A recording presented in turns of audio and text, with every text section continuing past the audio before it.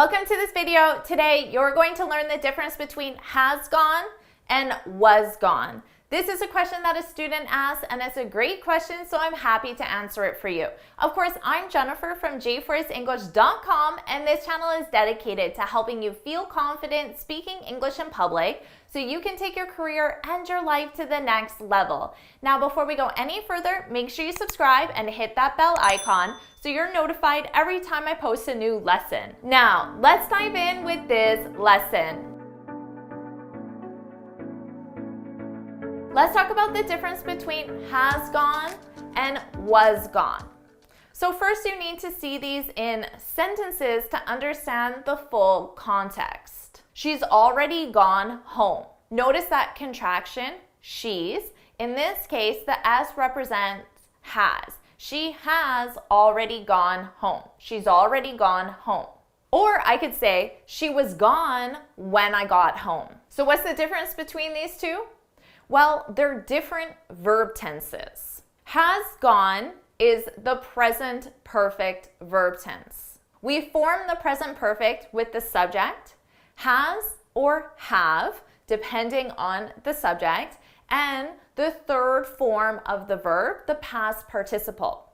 So in our sentence, she's already gone home, our main verb in this sentence is the verb to go.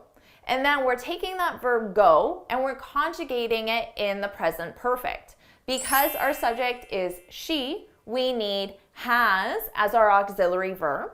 And then I take my verb go and I put it in the third form, the past participle, and that's gone. Go, went, gone. She's already gone home. And this sentence is in the present perfect because it's a completed past action, but it has a present consequence. Now let's talk about was gone. This sentence structure is to be gone. So in this case, gone is being used as an adjective, and our main verb is be. Now because of that, we need to conjugate our main verb in the past, present, or future. And in this case, was is the past simple conjugation of the verb to be. And it's the past simple with the subject she. She was gone when I got home. In terms of meaning, when I say she was gone when I got home, all I'm saying is that she's no longer here now. So now you can see we have two different sentence structures. In the first one, we have the verb to go conjugated in the present perfect.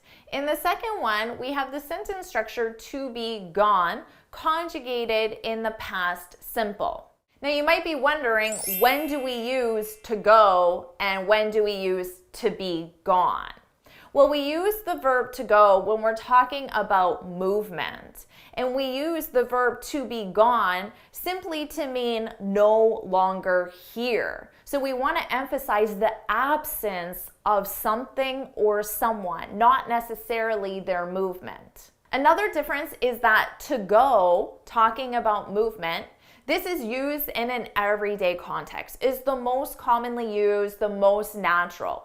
When we use to be gone, talking about the absence, this is used more in a narrative. So when perhaps you're telling a story, it could be a story to a friend, it could be in a book, it could be in a movie, in a newspaper article, for example, but you would expect to hear that sentence structure more in a narrative form.